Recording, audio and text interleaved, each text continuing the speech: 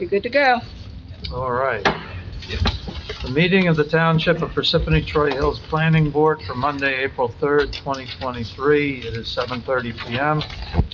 Announcement is made that adequate notice of this meeting has been given and that it is being conducted in accordance with NJSA 10:4-6 et sec. For the New Jersey Open Public Meetings Act. Nora, would you call the roll, please? Mr. Deitch. Here. Councilman DePiero. Here. Mr. Mealy. Here. Mr. Meth. Present. Mr. Napolitano. Here. Mr. Shaw. Here. Ms. Veely. Here. Chairman Dinsmore. Here. We also have our board planner, Ms. Winter, and Mr. Weiser, our board engineer, Mr. Canjiano, and our board attorney, Ms. Steinley. All right. If we could stand for the Pledge of Allegiance, please. I pledge allegiance to the flag of the United States of America, and to the republic for which it stands, one nation, under God, indivisible, with liberty and justice for all. Thank you very much. All right, this meeting is open to the general public. Is there anybody here from the general public who had something that they would like to bring to the attention of this board that is not on our agenda tonight? Hearing and seeing none. We have some correspondence from Stephen Tombalakian of Leonard Law Group with regard to application 20:520, One Campus Associates, 3 Campus Drive, Block 202, Lot 312, 1 Campus Drive, Block 202, Lot 3, Lot 7, 7 Campus Drive, Block 202, Lot 3.8, preliminary and final major site plan with C variance requesting 2-year extension, followed by another correspondence from the same individual and group regarding application 20:516. I won't go through all that. We had sort of tabled this before because of concerns about the fact that this impinges on the on our affordable housing requirements. As I understand it, we have contacted Ed Snakis, and he has indicated, Nora, that there was no objection to giving the 2-year. That is correct. You have an email from him sitting by your stuff if you'd like to take a peek at it. And we do have someone here from Leonard Law Group. It's not Mr. Tombalakian, but an associate. All right. Oh, there we go. I'm going to take a moment to read this.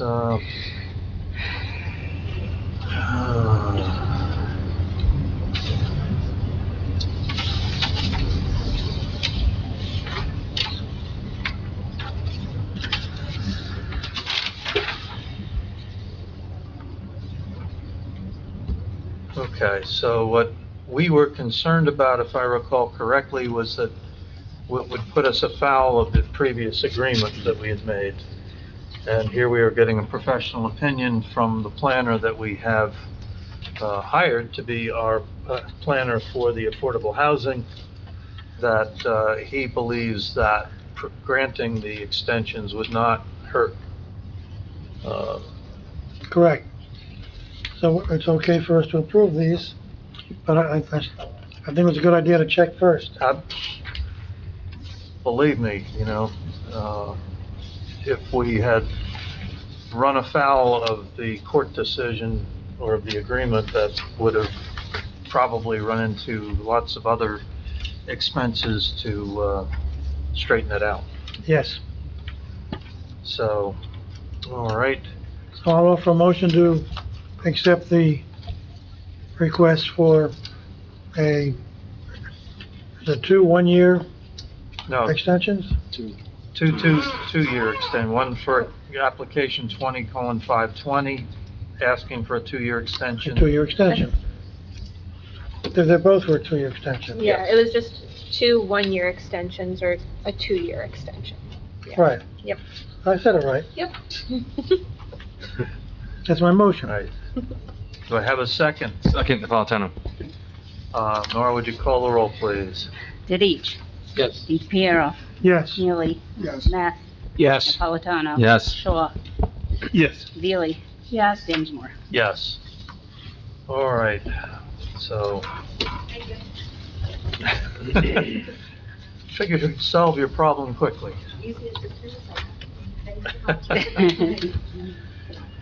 Good. All right. Next, we have correspondence received from Robert Long in regard to application number 21:526, Jasmine Polanco, 4 Mohawk Avenue, Block 548, Lot 6, minor site plan with C variance, requesting I guess it's a 90-day extension of a resolution approved from April 15th, 2023 to May 14th, 2023. That, None of those dates make sense. So, did I misread that or, because that makes no sense. Looks like 30 days. 30 days. Well, it also hasn't happened yet, so. this is for a minor subdivision. Under the municipal land use law, the applicant has 190 days from the date the resolution was memorialized to actually record the subdivision deed. And in the letter, it says that they've had delays in doing that, and so the board can grant an extension of up to a year for that. So that's why they're only asking for the 90-day extension, so they could have time to record. And historically, when we've had stuff like this, we've actually granted them a little longer than that, but are you comfortable with the 90 days for them? And If that's what they're requesting, I They would can hope come that back they for could always another- come back yeah. for another, yeah. All right, does somebody wish to? Do we need to change the date to May 14th? Yeah, either number of days or the date. has to be. Because So April it'll 15th to be- May 14th is 1 month, It'll 30 be, days. I'm not sure if where do I see Or that? July May? 14th, right? What was their approval date? It says 90-day extension, but that's only 30 days. I think in the letter, it doesn't reference May 14th, so I'm not sure, that must have just been a typo, but we'll just do 90-day extension from April 15th. All right, across out May 14th. Yeah. All right, was there a motion to that effect? Mr. Chairman, Yes. I move the motion to approve extension for application number 21:526, Jasmine Polanco, for Mohawk Avenue, Block 548, Lot 6, minor site plan with variance requesting 90-day extension. Okay, so you're moving the 90-day extension. Yep. All right, do I hear a second? Second math. All right, I'm gonna just simply say, all in favor? Aye. Aye. Any opposed? Hearing and seeing none, we're good on that.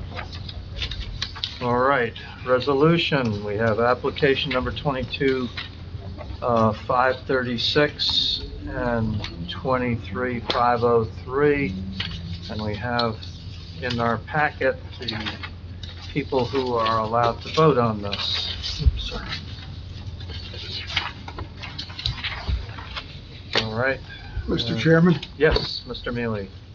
a motion to deny the resolution for application number 22.536, Ashutosh Desai and Stephen Buchert, 192 Condit Street, Block 716, Lot 1. All right, do I hear a second? Second, Dadich. All right, Nora, would you call the roll, please? Didich, Yes. Neely, Yes. Matt, Yes to deny. Napolitano, Yes. Dinsmore. Yes. All right, then for application 23:503, Forge Hill. Is there someone willing to make the motion for the major soil moving permit? Mr. Chairman, Yes, sir. move the motion to approve the application number 23:503, Forge Hill Construction Inc., 182 Fox Hill Road, Block 102.01, Lot 6, major soil moving permit. Do I have a second? Second, Mealy. All right, I'm going to ask for all in favor, say aye. Aye. Any opposed? Hearing none, all right, we can move forward. That brings us to our one agenda item, well, two agenda items, actually. Application number 22, spot 521, William Horstman, 89 Lakeshore Drive, Block 371, Lot 6, minor subdivision with C variance for a two-lot subdivision.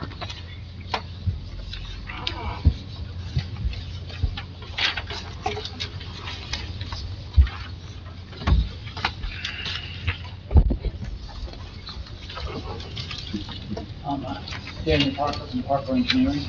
This is Tracy Horseman here, Horseman on behalf of the applicant, William Horseman.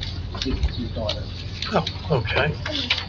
So if you please raise your right hand, you can both be sworn in at the same time. Do you swear or affirm that the testimony that you're about to provide will be the truth, the whole truth, and nothing but the truth? Yes. All right, and could you please state your name, spell your last name, and provide the board with some background on your experience and education? Daniel Parker, P-A-R-K-E-R, New Jersey professional land surveyor. Worked for Parker Engineering and Surveying, been a land surveyor since 1991. Have a Bachelor of Science degree in Geosciences from Penn State University. And then, Tracy Horseman Lambda Cedar, Lambeeder. I'm sorry, would you spell it again? Use the microphone so we can hear you. Thank you. Lambda Cedar, Lambeeder. Thank you. and your address for the record. Is 23 Bailey's Mill Road, Basking Ridge, New Jersey, 07920. Thank you. I'm assuming your license is current and, That's correct. Current licensed surveyor. all right. Is there anybody who have any questions about the surveyor's qualifications as a surveyor? No, hearing and seeing none. We do we have any waivers? No. Good. So we don't have any waivers to deal with, which is good.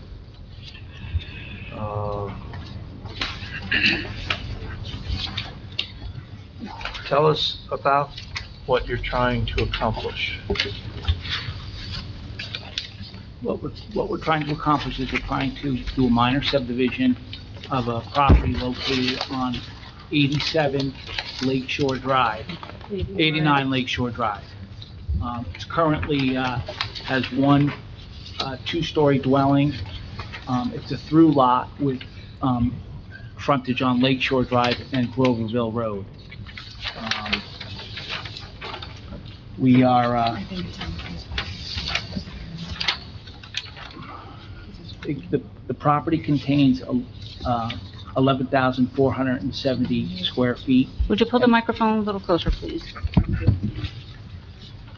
The property contains 11,470 square feet and is located in the R4 zone. What we're proposing to do is to create two lots, one lot fronting on each street, with the current home being on the Lakeshore Drive property. That would be the lot that's going to require the variances. We'd be creating a lot on Groverville Road that is conforming. The existing house is going to remain, as well as the utilities to that house. No changes to the utilities to the existing home. And we'll be providing new utilities to the house on Groverville Road. The new lot on Groverville Road will require 16 trees to be removed as part of the development of that lot. I don't know if there's any questions about that, or we can continue the variances that we're requesting are there's two for the property the way it exists now. The current house is 15.4 feet from the street line of Lakeshore Drive, and the requirement is 25 feet. In addition, the current driveway is up onto the property line right now, so we would need a variance for the 5-foot setback. And the three proposed variances that we would need would be for lot area for the house fronting on Lakeshore Drive, as well as building coverage, which we would need which we're proposing at 24% versus the requirement of 20%, and the total lot coverage, which we're proposing at 53.9% versus a requirement of 40%. In addition, the lot fronting on Lake Shore is 5,470.2 square feet versus 6,000 required for the zone.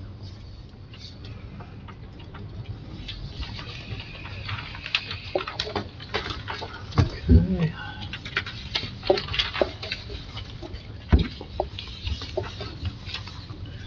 There's a bit here that has to be dealt with, obviously with some variances and some questions. I'm gonna turn to my board and ask them to start asking some questions. Mr. Meth, you look like you've got a few. Yes, I guess the first question, I guess I understand what you've got in terms of proposed lot for 6.02 being fully conforming. But the lot line itself isn't really, I don't know if one will use the word compatible, but consistent with the other lot lines in the neighborhood. I guess from what I can tell from the map, there's only one other lot line and it's on an angle. And I respect that's probably because Lake Shore Drive is on an angle. It's not totally perpendicular to Groverville Road. Did you have any consideration for continuing that lot line, and what would that do to the areas in question and the potential variances for the existing lot? I believe it would just shift the variance for the lot area from the lot with the home on it to the new proposed lot. So, no matter what happens, one of the lots is gonna have a substandard area, correct? That's correct. The entire property has only 11,470, and the zoning requires 6,000 for each, so. No, I understand that, and I also understand that it's probably a result of the fact that Lake Shore Drive is not 90 degrees to the property. But you're also asking for variance relief for both building at lot coverage for the existing dwelling and putting the substandard size area on that lot. I guess if you did shift it to the point where that lot was conforming, how much could you reduce the variances?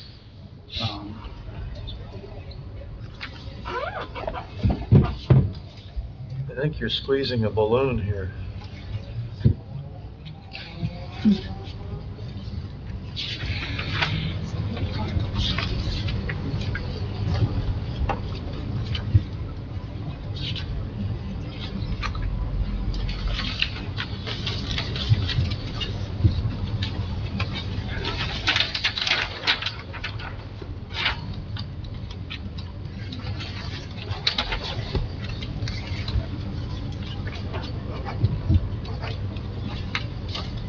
It would make a difference of about 2% or so, 2 to 3%. So basically the dwelling would have, the building coverage would be about, what, 22%? And then the impervious coverage would be just under 50%? If you had a 6,000 square foot lot for 6.01? Right, it would go right from like 51, it would be, go from 53.9 to 51.9 or 50.9, and the building would go to about 21%, which would still be over. I mean, it would still be over. And it would, It would be also more has an- conforming, though. Yeah, and it also has an existing nonconformity for setback, but that's the shape of the lot that really causes that. Correct. Well, yeah. Okay, because I mean, just from my perspective, I would much rather, if one lot has to have substandard area, have the lot that nothing's built on yet, and give people the opportunity to stay within the zoning for that, instead of creating too much variance for one lot. I don't think it wouldn't make a difference for us if we make that change, you know. I mean, we Okay. can easily make that change and not, And the other thing that I like about it is that it takes the lot line between, that it's next to it and continues the lot line, as opposed to creating a new jog in lot lines. okay. But that's just my preference, so I'm just one member of the board. We wouldn't have an issue with that. So that means the new, excuse me, the new lot would then, I'm sorry, the proposed lot then would be too close to the patio that's there? Is that accurate? Is that why you had it set up that way to begin with? So you're gonna bring that new lot further towards the house that's there now? No, Or no, further- the other way. the new- It the would new go the lot- other way. Going the other way? Will be going closer to Groverville Road. Gotcha. But we run an angle instead of 90 degrees. All right. It's a lot line. Thank you. So it should be at least slightly further away from the existing patio. Right, it's gonna go the opposite. Correct. Yeah. Right. Okay, yes. Right, it might be a little closer when it's towards, to the lot line for lot 4, but it'll be a bit further, and the angle should make it so that overall it's further away from the patio. Okay. Okay. I actually appreciate the idea of taking the new lot and making that the lot that has more inconsistency to deal with, and the old lot just has the pre-existing issues. That makes sense to me. Other members of the board have questions? I have one. Okay. Thank you. So the lots on Groverville, Lot 5, and I assume Lot 7 is Groverville also, maybe it's Lake Shore. You're gonna be removing some trees from the area. Will those two homes, see any more, unusual, pools of water than they had before with the removal of the trees and? No, as part of the review letter from the engineer, we've agreed to put a dry well in the rear of the new lot with an easement through the lot that fronts on Lake Shore Drive with the overflow pipe that goes directly to the, drain inlet. Thank you. Jennifer, you have a, Yes, one question. The proposed lot 6.02, the layout section has a driveway, a proposed future driveway. What's the setback from the property line on the proposed driveway?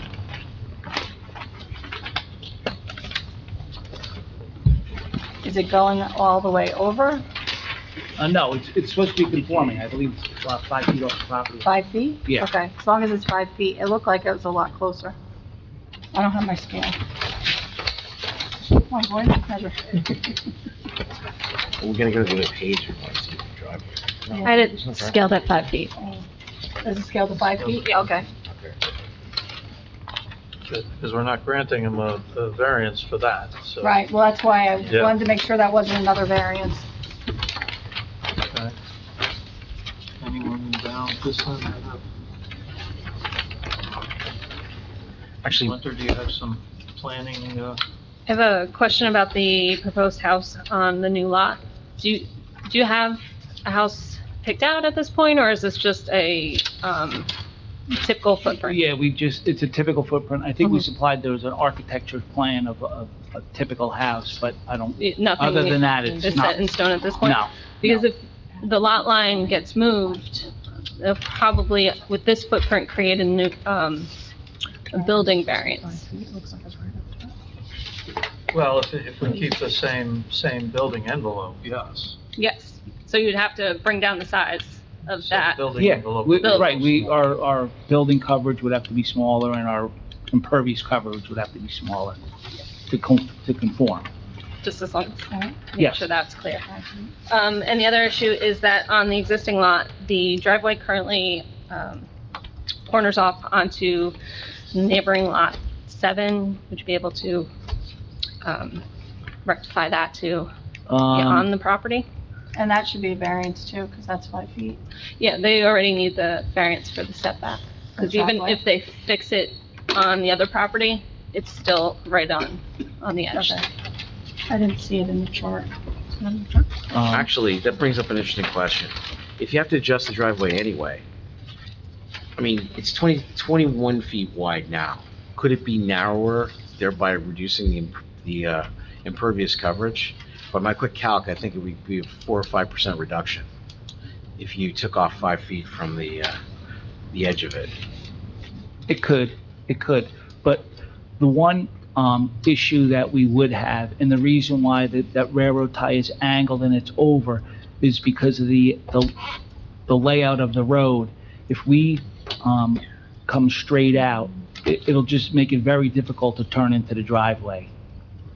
It's just that the catch, that drain inlet is like right up on the property line.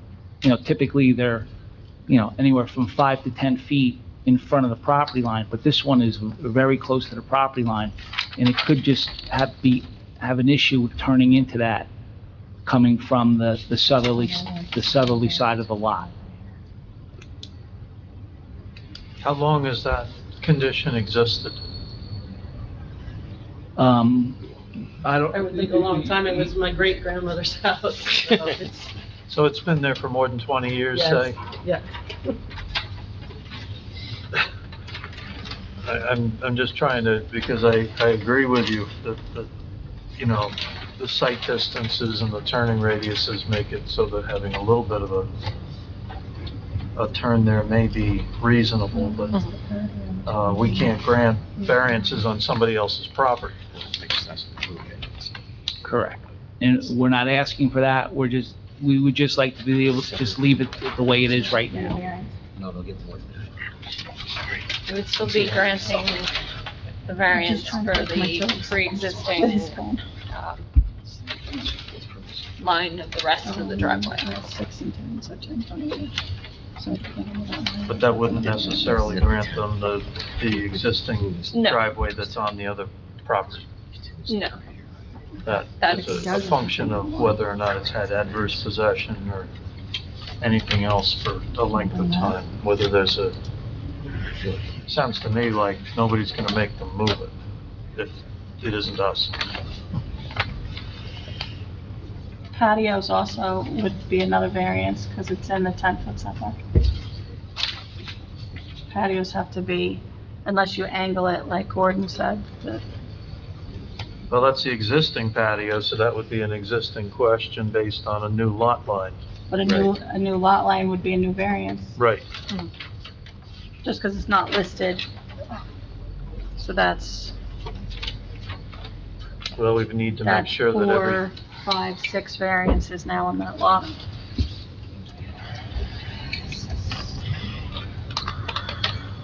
I mean, that would have been an issue even if they hadn't tilted the line. No, it would have it goes all the way straight through, so.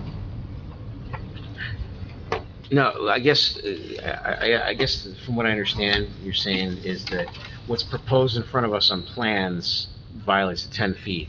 But if we change the lot line in the back to continue the lot line next to it, we may actually have 10 feet. Right? Yeah. Yeah, okay. The 10 We feet. may be able to modify the patio too. Okay. I mean, by my quick calc, if the lot 601 becomes 6,000 square feet, and you took 5 feet off the edge of the driveway to make the driveway conforming, just a straight line down it, obviously continuing to the existing curb cut opening, you could get the building coverage down to 44%. That's only 10% over our zoning permit, what zoning permits, instead of 53%. As proposed. And then the building would be 1 or 2% over, as you indicated. What are you suggesting, Gordon? Well, I guess the discussion I had earlier about making the existing lot 6,000 square feet by changing that rear property line and continuing the neighbor's property line across and making the existing dwelling on a 6,000 square foot lot and making the new dwelling, the new proposed dwelling, the undersized lot. If you took 5 feet off the edge of the driveway, because it's 21 feet wide now, and it's gravel, which is good because our ordinance considers that pavement, but it does allow some water to drain through. But if you took it to 5 feet off the edge of the property line, as required by our ordinance typically, you could get the lot coverage down by 300 square feet, which would take you down to 44% lot coverage.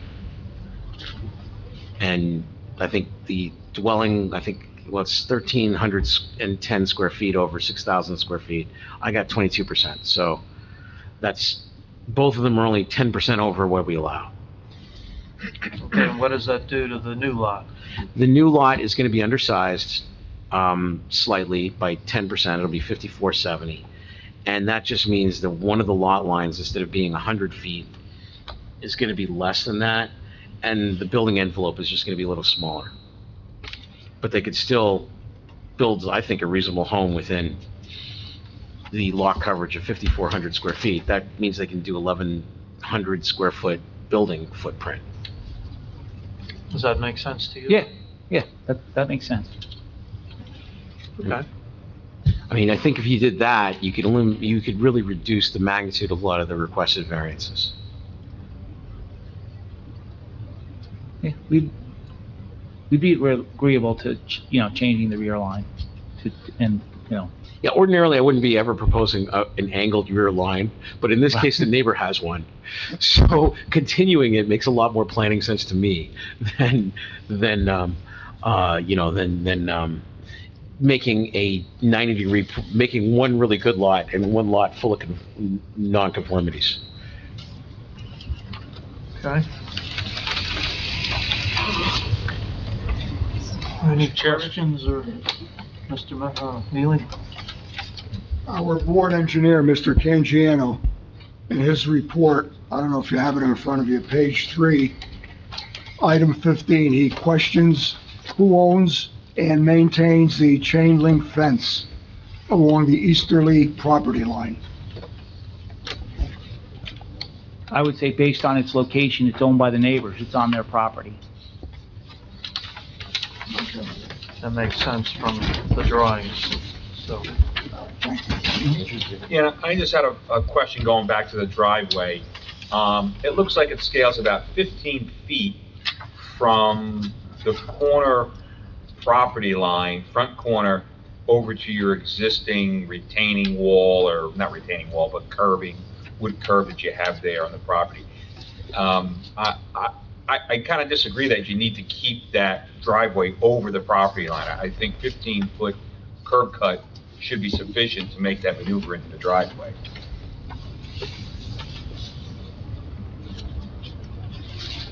Like pull the driveway onto the property, that little triangular flare that you mentioned before. Okay. And then, as Mr. Meth mentioned, then you can taper the driveway in to 5 feet from the property line, from that corner. Like the driveway would be up to the front corner of the property, and then it would taper away from the property line to be 5 foot away. Okay.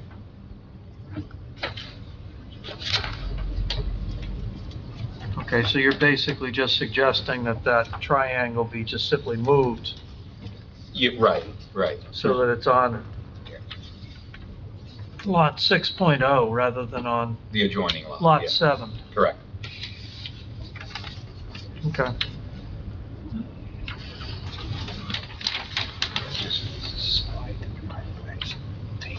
Any other questions by members of the board of this from our professionals? Any questions from our professionals?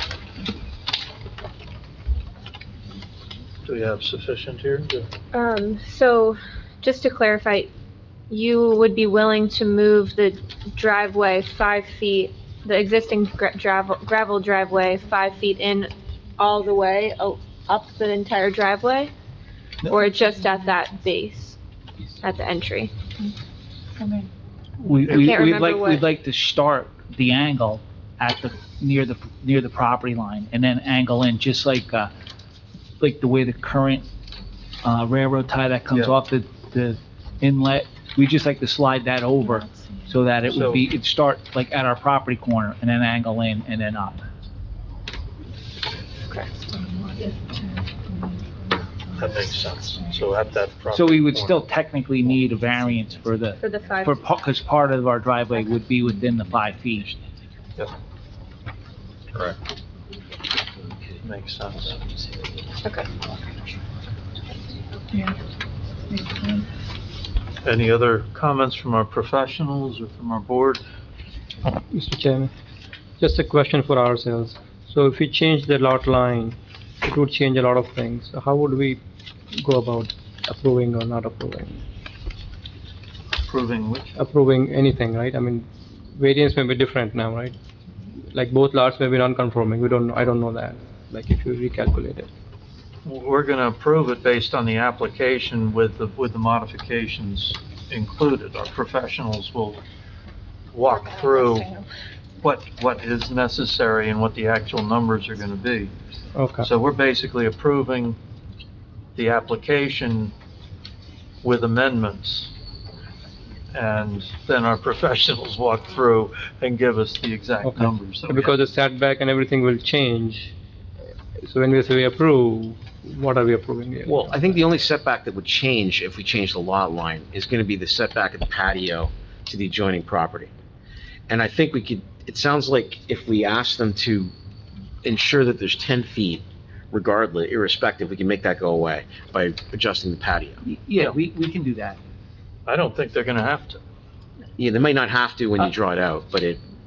it'll be Right, close. I don't think we need a variance for that. I mean, we could, we can modify it so that we would not need a variance for that, for the patio.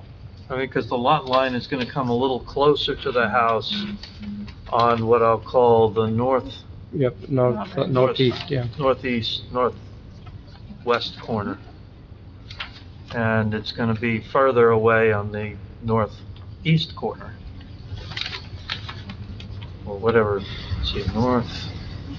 So to the east, it's gonna be further away, to the west, it's gonna be closer, but it's far enough away, I think, from the patio to make it so that the 10 feet is not gonna be an issue, but you agreed to make sure that it's not an issue, Correct. even if it is. Correct. Right. Okay. And if you do take that 5 feet off the edge of the driveway all the end, you can probably get the square footage down to the point where you can probably get the 40%. Or if you took it off the driveway. I think we could actually eliminate a variance. You're close. Yeah. Because I think right now you're 2970, and if you're a 6,000 square foot lot, you can go up to 2,400. I mean, would you be amenable to doing that? I think, the building coverage is one thing, but lot coverage.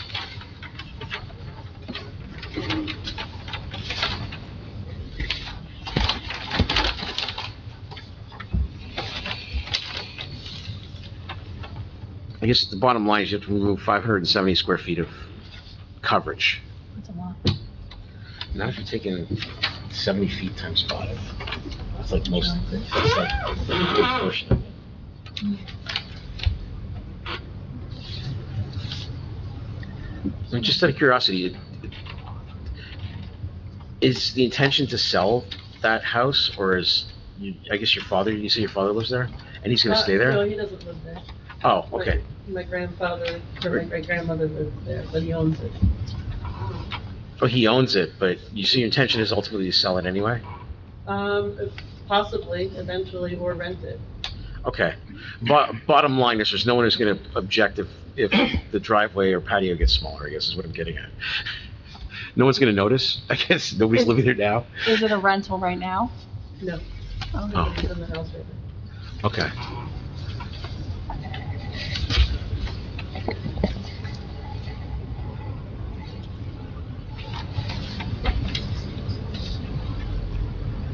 I mean, it's useful to reduce coverage and things like that, but it's still gravel, so I'm not too concerned about that. Gravel though grows. Hmm? Gravel grows. Gravel grows, that's It true. grows. It grows and it grows. Very easily. You mean spreads? Yeah, each year. Well, we can have that in the discussion of whatever amendments or requests that we have to put in there. Is there anything else we need? Are there any members of the public who have any questions of this witness on this testimony at this time? Hearing and seeing none. Is that your case? Yeah, unless, anybody wanted to address any of the questions from the planner. There was a couple of, Why don't you walk through the questions from the Okay. planner, and then we'll make sure that nobody wants to address anything further. okay, the one is on, it's, the planner's, letter from June 2nd, 2022, and it's on the second page, number 16, Highlands exemption determination. And I think it's covered, I think the engineer covers it. He said that, at the bottom of his first page in his last, section, it's not a major development and it's exempt from the Highlands review. 2-lot subdivisions, I do the Highlands reviews, 2-lot subdivisions are exempt. Okay. I didn't do a report, but, because I didn't need to. Okay. 2-lot exemptions are always Okay. exempt, 2-lot subdivisions. I don't think we had any other questions. A lot of the questions from Yeah. the June letter were addressed in the updates. Yes, yeah, correct.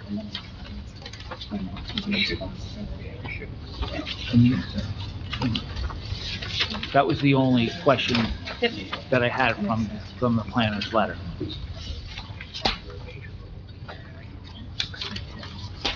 Anything further? Questions from the board? Questions from the professionals? So I just want to make sure we have the coverage numbers we're looking at for, new lot 6.01. So we're gonna make that the 6,000 square foot lot, correct? Yes. So you'll need the minimum lot area for 6.02. We're just gonna swap that, so that would be the 5,470. For 6.01, you'll still need the minimum front yard setback.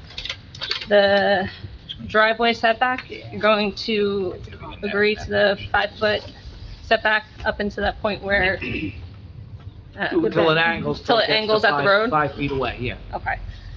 And then that'll bring the maximum, the building coverage down to a little shy of 22%, so we'll be granting a variance for 22% building coverage still Correct. for 6.01. And Mr. Math, you can back me up on the calculations here. So I had the existing, without making any changes to the driveway, at 49%. If we're removing that 5 foot, it's gonna come in a little shy of 44%. That's exactly the number I came up with on that. So we'll be granting, for the maximum impervious coverage of 44%.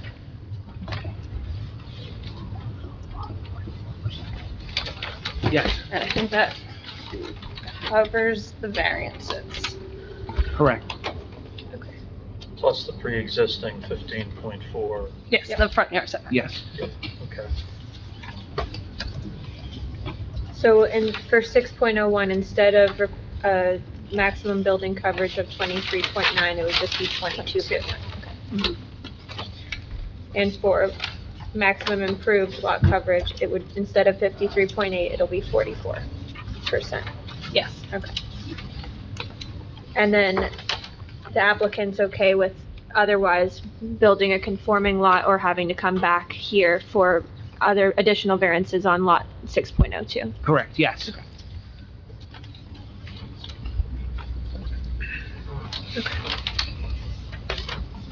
Okay. Now, is that your case? That's our case. All right. Can I just ask one more question? Yes. The new house that's gonna be on Groverville, it's, gonna be a 2-story home?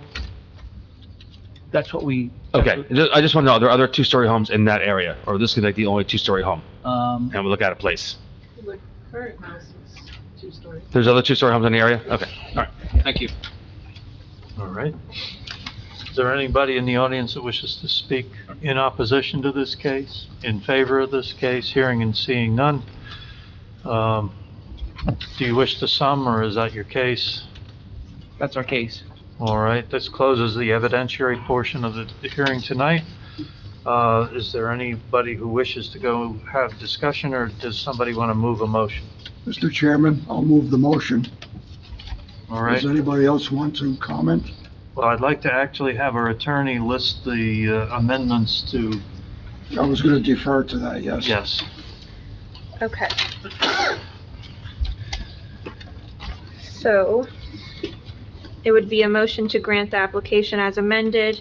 Lot 6.01 will be adjusted so the rear lot line creates a 6,000 square foot lot.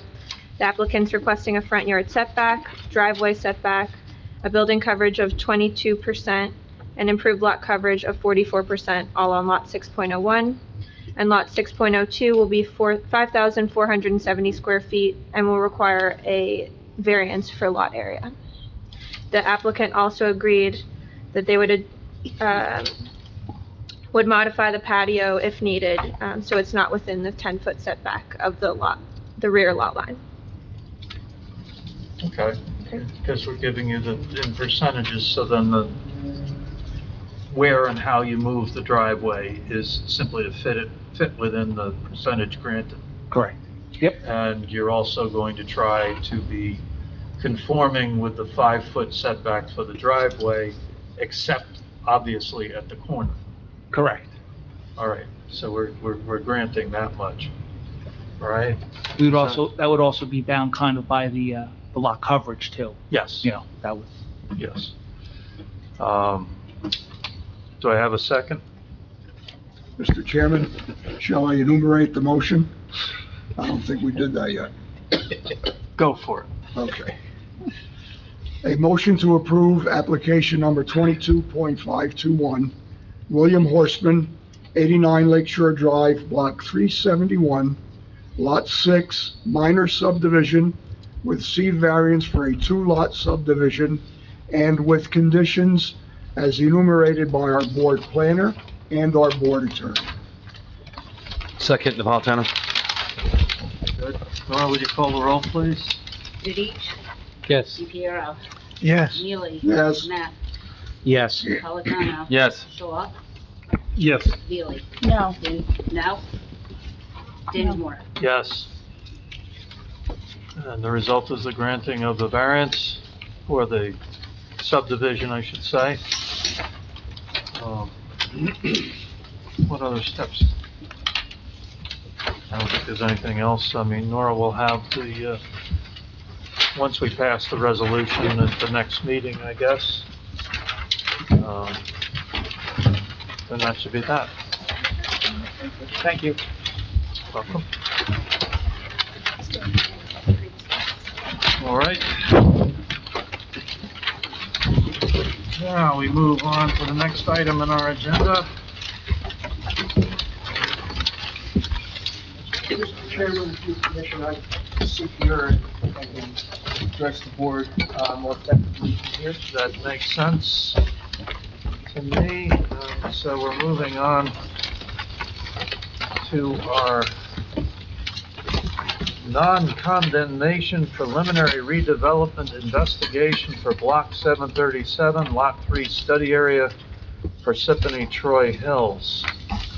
So if you could... So if the board may remember that back in, I think it was August, the governing body sent the board a directive to conduct the investigation and hold this hearing for Block 737, Lot 3, which is, pardon me, it's not moving. Which is a property located, it's a 9.13 acre lot identified, again, 737 lot, Block 737, Lot 3, 249 Pomeroy Road. It hosts currently a 96,600 square foot single-story building, and it is currently in the SED 5A zone. You, as a board, then directed us in October of 2022 to undertake the investigation, which we have done, which you have in front of you this evening. And under the requirements of the redevelopment law, we're supposed to conduct a noticed public hearing to find whether the property, the study area, the property in question, meets any one of the 8 statutory criteria under the New Jersey Local Redevelopment and Housing Law that is required to create a finding of need for redevelopment. This is an existing condition study. It is not talking about what could go there. It simply, does the building and the site meet any one of the 8 criteria? Your job here tonight is to make that finding of fact and then make a recommendation to the governing body that the area does or does not conform, and the governing body will then declare the area to be in need of redevelopment or not. Once that happens, presumably they declare it in need of redevelopment, we would then prepare a redevelopment plan for the site, and then that would come back to you for review and recommendation and a finding of consistency with the master plan.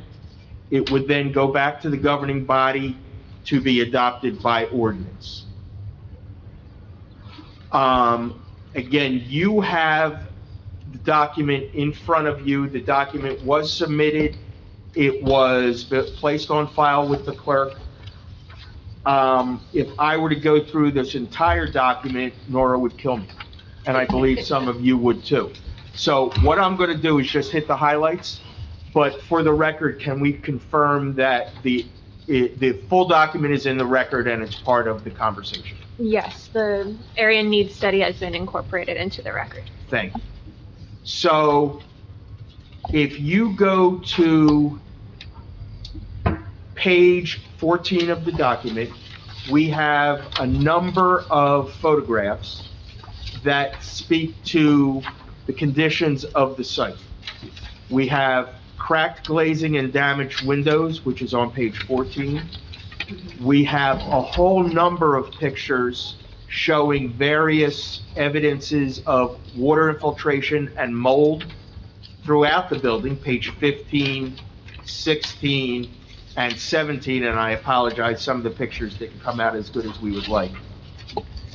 On page 18, we show evidence of cracked exterior masonry and moisture damage, which obviously then leads to more mold and potential for vermin infestation, certainly water infiltration.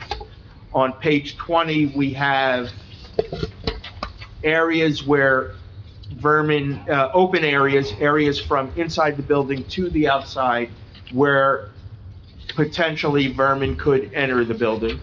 Certainly moisture could enter the building.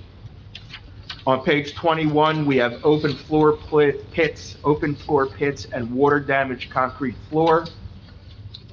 We also show exterior site damage and building deterioration. And then on page 22, we're showing evidence of potential contamination. We also, on page 23, have a letter from Jones Lang LaSalle, which is, good evening, Mr. Which indicates that the building is not marketable in its current condition and would require substantial renovation. Jones Lang LaSalle is a national firm that specializes in the sale and leasing of real estate. Their local office focuses on Norton and Central New Jersey. We speak a little bit about wetlands areas. We speak a little bit about contamination. That contamination, pardon me, the owner has gotten a number of no further action letters from DEP, but that was limited to the contamination that was found. It was not clear how much or how deep that investigation went, literally and figuratively, to determine whether there is any existing contamination. So that is an unknown at this time. There is some measure of habitat that would have to be addressed with DEP in terms of buffering, and whether there is any need for buffering from the Habitat for Threatened and Endangered Species. That's really beyond our review under this preliminary investigation, but we did recognize it's going to be a DEP issue. We then go in and recognize that the state plan, the State Development and Redevelopment Plan, designates our area, our study area, as a PA1, Metropolitan Study Area, Planning Area, and PA1 Metropolitan Planning Areas are, under the state plan, designed to provide much of the state's future redevelopment, revitalize cities and towns, promote growth in compact forms, stabilize older suburbs, redesign areas of sprawl, and protect the character of existing stable communities. That will become important as we go through a little bit further. Starting on page 3, as I said, page 33, there are 8 criteria under which lands can be determined to be in need of redevelopment. I'm just going to go through, for brevity's sake, the criteria that we believe this building meets. So the first one is redevelopment criteria A. The generality of buildings are substandard, unsafe, unsanitary, dilapidated, obsolescent, or possess any of those characteristics, or are conducive to unwholesome living or working conditions. We think the pictures speak for themselves, and then those pictures are reinforced by the findings of Jones Lang LaSalle.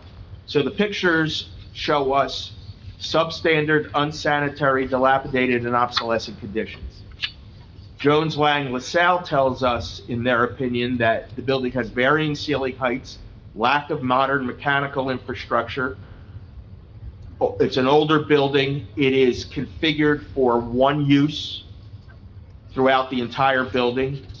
It is functionally obsolescent, and the overall physical conditions support the opinion that what they term is the asset, the building, is obsolete in today's market.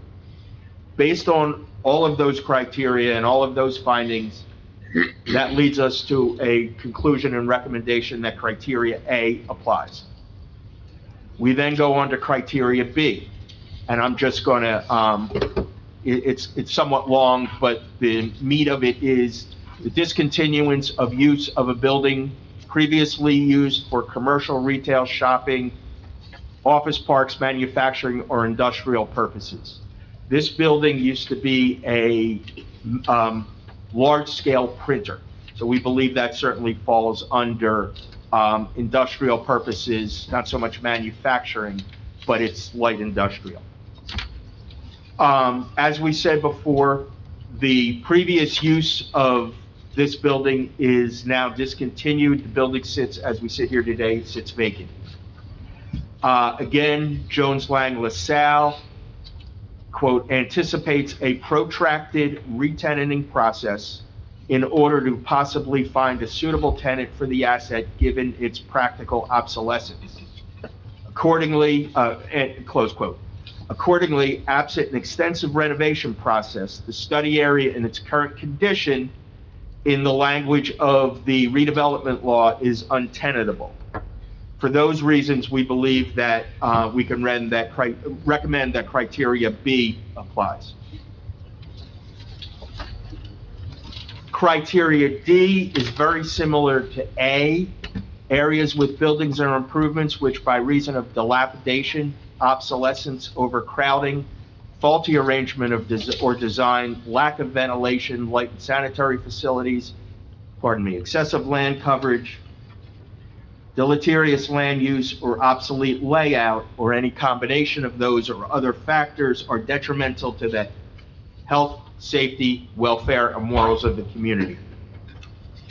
We had talked about, under criteria A, the condition of the building. and how the condition itself is dilapidated, obsolescent, obsolete layout. We also find that the lack of productive use for this building is detrimental to the welfare of the community.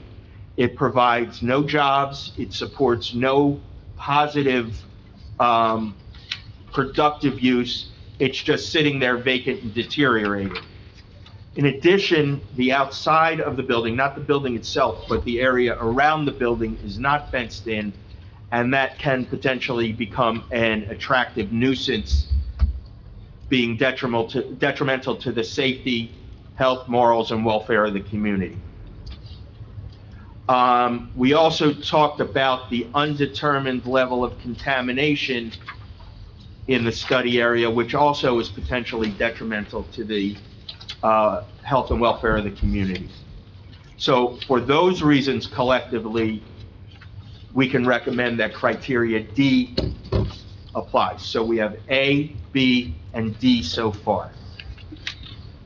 We then move on to criteria H, which tells us the designation of a delineated area can be in need of redevelopment if it is consistent with smart growth planning principles adopted pursuant to law and recommendation. Again, we talked a little bit a while ago about how the study area is a PA1 metropolitan area under the state plan, and we went through all of the goals for PA1 areas under the state plan, which tell us that this section of the town and this site specifically is consistent with smart growth planning principles adopted pursuant to law and regulation, meaning the state plan. So with all of that as background, the redevelopment law says that any one of the 8 criteria specified in the law can trigger a need for redevelopment. Here we have criteria A, criterion B, D, and H, so that's 4. So we hit 4 out of the 8. For those reasons, we recommend to you and ask that you recommend to the governing body that Block 737, Lot 3 conforms with those criteria and should be, or qualifies as being designated an area in need of redevelopment under the redevelopment law. Then we would further ask that your recommendation include the next step, which be, should the governing body make that designation, that they authorize the preparation of a redevelopment plan for this then redevelopment area. And that is all I have, Nora. I hope I was short enough for you, but I would be happy to answer any questions. So if we tell the governing body that we've concluded that this is an area in need of redevelopment, and when they come up with a redevelopment plan, that will be where it'll be determined what they think is reasonable to put there. Correct. The redevelopment plan will talk about municipal goals and objectives. It'll talk about why the township is doing this. It will lay out permitted uses, and it will lay out bulk standards and a whole number of other things that are required to be addressed by the redevelopment law that you will then see, review, and make a recommendation for to go back to them. So essentially, we're just determining that this particular piece of land no longer works within the confines of our master plan. Well, that's not necessarily true, because part of the redevelopment plan process is to determine and make a statement of consistency with the master plan. So I wouldn't go, Mr. Chairman, as far as you're saying, Okay. but we have the ability, it certainly doesn't work within the context of the building as it sits here today, and our development ordinance, or zoning ordinance, which lays out what it could be. Okay. So, but that is all in the future. For tonight, we're simply asking you to opine on the existing condition study. Makes sense to me. All right, are there members of the board, Mr. Neff? I guess I have 2 questions. I guess first, do you know how long this building's been vacant? Did you find that out at all or not? It has been drawn down on its staff for some time. It has been vacant, do you remember exactly? It has recently become vacant. Okay. That's correct. Little over a year. Geez, it got in bad shape in a year. Well, the staff was diminishing there. How common is it to have a area in need of redevelopment investigation for only one property? It's very common. Happens a lot, and it happens especially when you, it happens a lot, and it happens when you have large parcels, such as this, Okay. that, have fallen into deteriorated condition. But I do a number of these for a single lot. I guess, but depending on what happens in the plan to redevelop, subdivision of the property could become a possibility then, I guess. That is correct.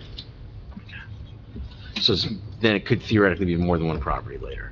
It could be. Yeah, all right. We don't have an answer for that right now. Okay, and right now, we're only really being asked to sort of confirm that it meets the criteria for an area in need of redevelopment, is that correct? That's the limited purpose for tonight.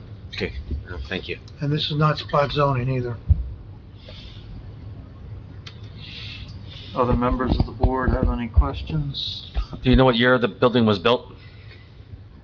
I don't specifically, but it looks to be somewhere between the 60s and 70s. You mentioned many things about vermin problems. It's probably not part of our jurisdiction, but does the vermin problem get taken care of first, and then they do what they're supposed to do to the building? Because I feel like what's gonna happen is they're gonna start doing something to it, and then all the vermin's gonna go to the buildings around it. Well, How does that work, you again, know? we did not see any evidence of vermin, but we did see open areas that could be attracted to vermin or certainly water infiltration. Okay. Well, if it's an area of need of redevelopment, they could tear down this building, build a nice clean new one. That's entirely true. So they don't have to worry about rat traps first? No. They just go and tear it down? No, that's part of the demolition process. You Yeah. have to exterminate. Yeah. Okay. Any Some other angry buildings around. And frankly, given the amount of mold, I don't, it would take a lot to remediate the building, to use it in its current configuration. That's just the most you can see. Yep.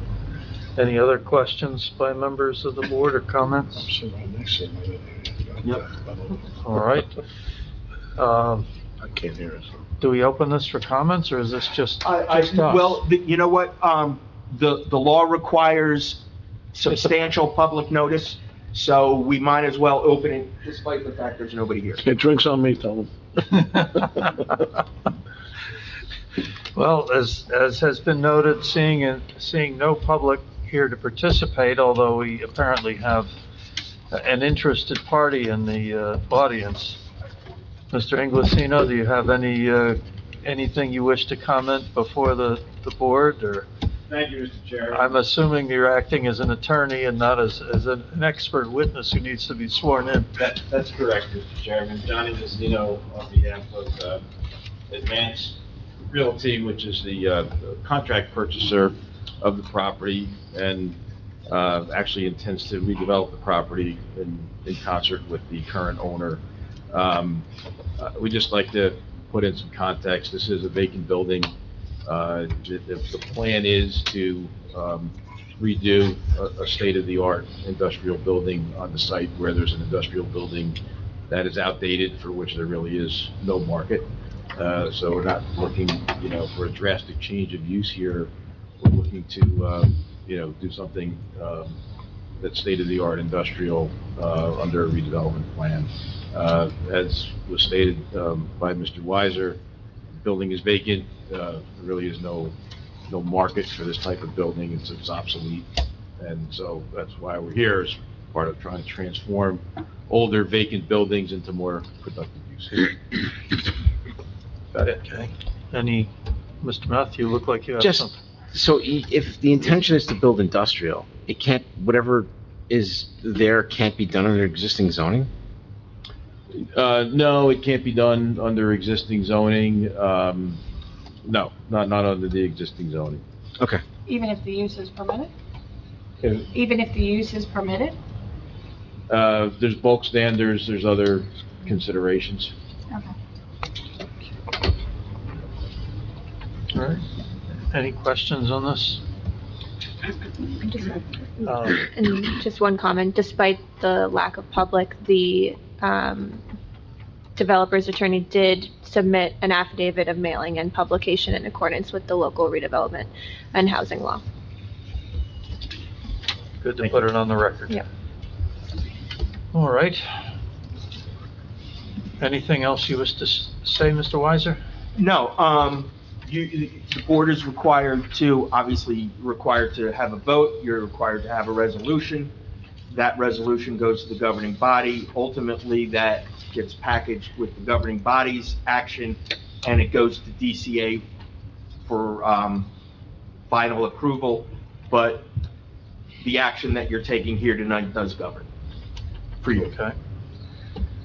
I guess this closes the evidentiary portion of this presentation. I would believe it does. Is there anybody on the board who wishes to make a comment, or is there anybody who wishes to move that we find that this is an area in need of redevelopment? I'll make the motion. Block 737, Lot 3, is in need of redevelopment at this time, and the planning board would make that recommendation to the governing body. Second. All right, we've got a motion and a second. Nora, would you call the roll, please? Barbario, Yes. Didich, Yes. Piero, Yes. Neely, Yes. Matt, Yes. Napolitano, Yes. Shaw, Yes. Deely, Yes. Dinsmore. Yes. All right, Thank you very much. thank you.